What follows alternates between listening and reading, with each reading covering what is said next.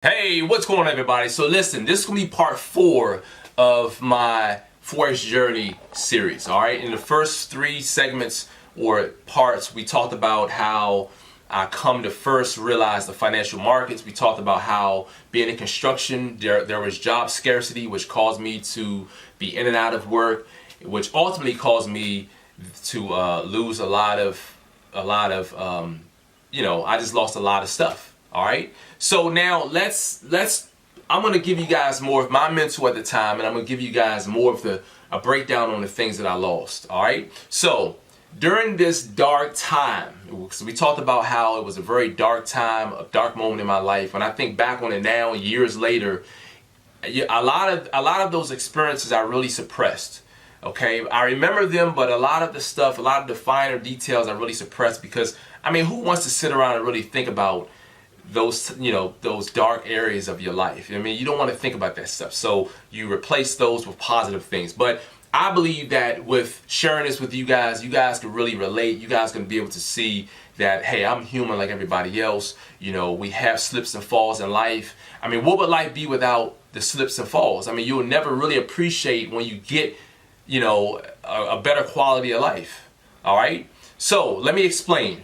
During this time, like I told you guys, I was in and out of work. Eventually, I lost my job, and losing my job caused me to fall behind on bills. My daddy had blessed me with $2,000, which that wasn't enough to really do anything. But how appreciative I was, I knew it wasn't enough to really get me out of this rut because I needed the issue with me getting there was not having a job.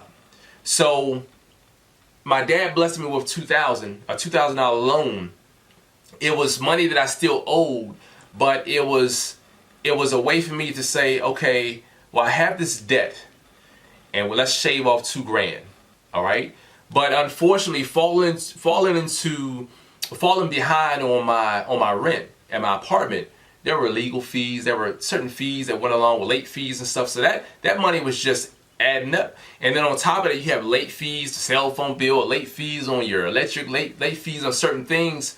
All this stuff are adding up, and it's not like the longer you're inside of your apartment, they're like, okay, well, these bills every month are going to add up, and eventually that $2,000 will be exhausted. All right, it will be exhausted real fast. Not to mention, I was already behind a couple months on my rent. So I believe my rent at the time was probably, I want to say like $763 if I remember correctly.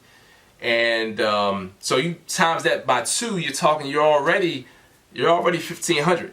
So $2,000, it will do something, but just not enough. So basically, I of course I lost my job, fell behind on bills. At the time, I was dating a young lady. We had been kicking it for some time, and come to find out she was cheating on me. So I didn't kick her to the curb right away. This was a dark time. This was just a dark time in my life where I didn't end the relationship right away. I sort of kept her around because, there were some good things, and you guys know what there were some good things about her. So I kept her around, but I knew we couldn't exist long term. But once I finally ended that, I met another young lady in which that turned into a bad situation because while she was, she was a good person, I got her pregnant and we lost that child. And during this time, in my mind, my mental, I saw myself I was losing everything. I lost my job. Before I broke it off with my ex, I was in a car accident, which was my fault. Never forget, we had a thunderstorm in the area, and the thunderstorm had knocked out the power to the street lights. So I'm on the main road, going down the road, and I may have been going probably about 50 miles an hour, which wasn't extremely fast, but it was wet, the slick pavement. My lights were flashing yellow. The intersecting lights were flashing red more than likely, and a gentleman was going across the street. I assume he looked both ways because you have to treat the four-way as a stop sign. You look both ways, then you enter the intersection, cross through.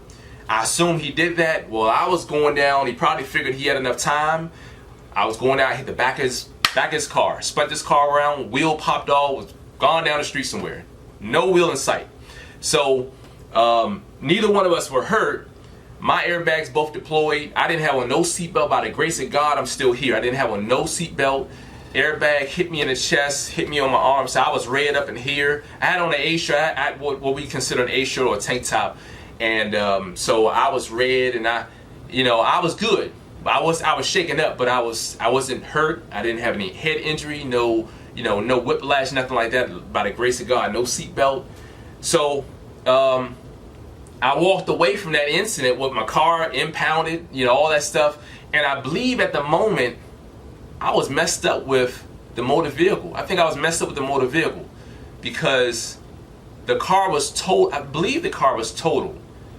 No, it was totaled. It wasn't drivable, so they had to tow it off. So it was totaled, and I had to find a way to get back home. So, and I'm in a total different city, and I had to find a way to get back home. So one way or another, I got back home. So here we are. In and out of work. This was before the baby, the loss of the baby. So in and out of work, crashed my car up. So even if I was working, couldn't get back and forth to work. Met a new young lady after ending that. Got her pregnant. Right, I got her pregnant because she was local. So I got her pregnant, and she couldn't. I got her pregnant. She couldn't hold the baby. She was in the same city I was in, so that was convenient for me, So we were, intimate a lot because she was local, which was good because I couldn't get around. And eventually, I pushed her away because I realized that I wasn't really connected with her. At one point, while I was losing everything, in my mind, I was like, you know what? I'm gonna go buck wild. I'm going buck wild. Like nobody's gonna stop me. I'm going buck wild. And you guys read between the lines, you probably know what I mean. I was going buck wild, and I was just yeah. So I believe personally that after seeing me lose all of this, I lost a child, lost my job, lost a couple girls, crashed my car up, and I mean having a responsibility of taking care of your apartment, taking care of yourself, not living underneath mama and daddy. You're responsible for yourself, as I was. Not having a vehicle to go get groceries, that was heavy. Like that was a lot of pressure on me. So and luckily before I cut off the young lady, I had a child, we were pregnant. She was mobile, so that helped me out. But at one point,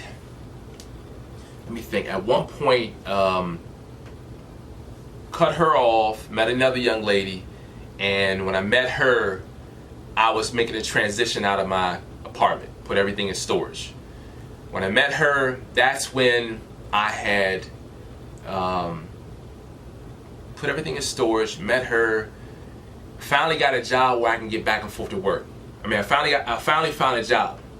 And sometime before that, though, in between the time of me meeting her and I was with my ex, who we were pregnant, she turned me on to a guy who supposedly, he was supposed to be this guy who could help me start a business.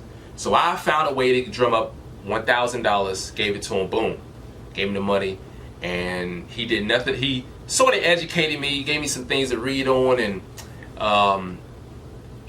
it was really a waste of my money because all he did, when I realized it, all he did was, he said, listen, I'm gonna call the IRS, get you a tax ID number, you be good to go. And I had no knowledge because my company's name had LLC on the back, short for Limited Liability Company. But when I tried to apply to some store or something, thinking that I was legit, not knowing, they said, well, Mr. Scott, we can't find your company's name in the database, in the administration's office. We can't find it. I said, well, hold on. I set up, well, your tax ID, yes. But the way you have it set up is, if you were to get yourself registered properly with the business administration, your company would be, for instance, ABC LLC LLC. See, LLC didn't represent limited liability company the way I had it, because I wasn't registered as a limited liability company. So if I registered the company with the state administration, with the state's office, it would be ABC LLC LLC. So ABC LLC, limited liability company.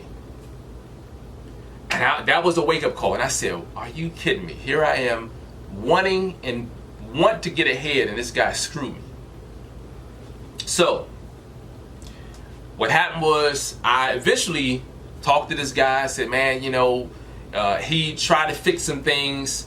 He gave me different insight. So at the end of the day, it wasn't a waste, but for what I paid for, I didn't get what I deserved. I didn't get what I paid for. But I eventually schooled him on what to do. All right.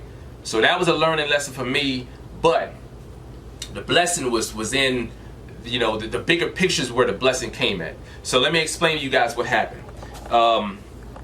So at this point, when I made the transition with the new girl, we're kicking it, everything's good, and this was 2004.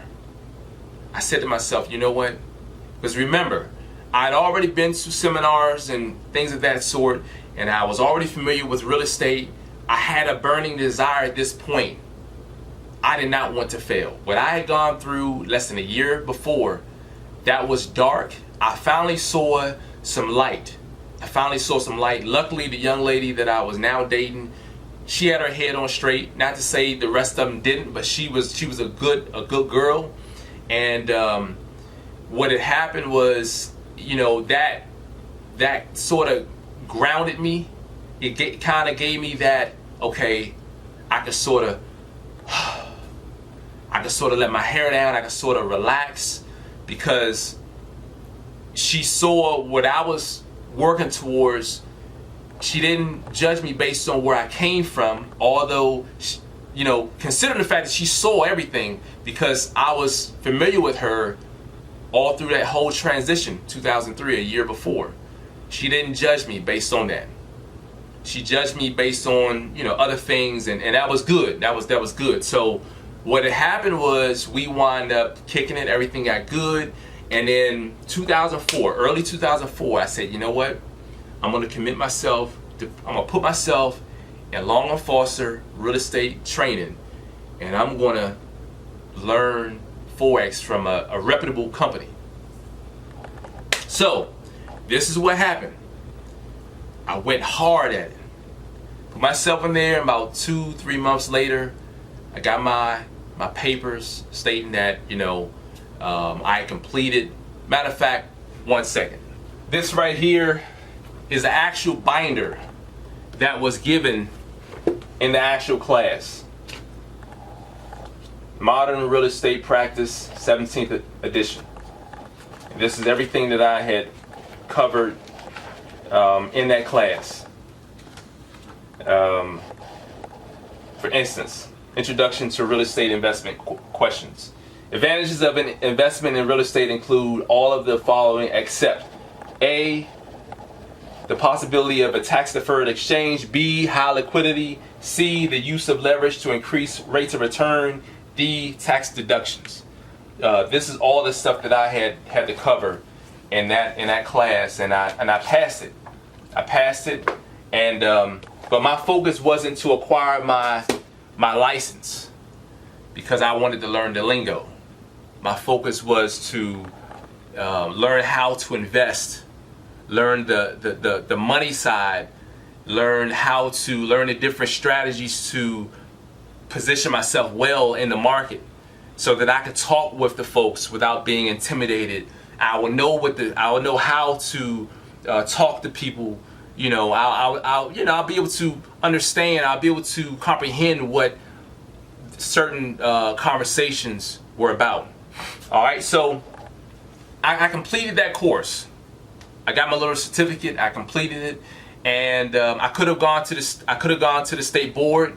I didn't, which, you know, later on I regretted it, but later on things got really good. So so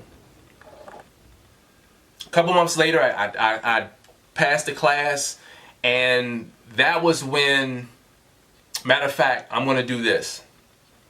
What I'm gonna do is, this is gonna be the end of this video.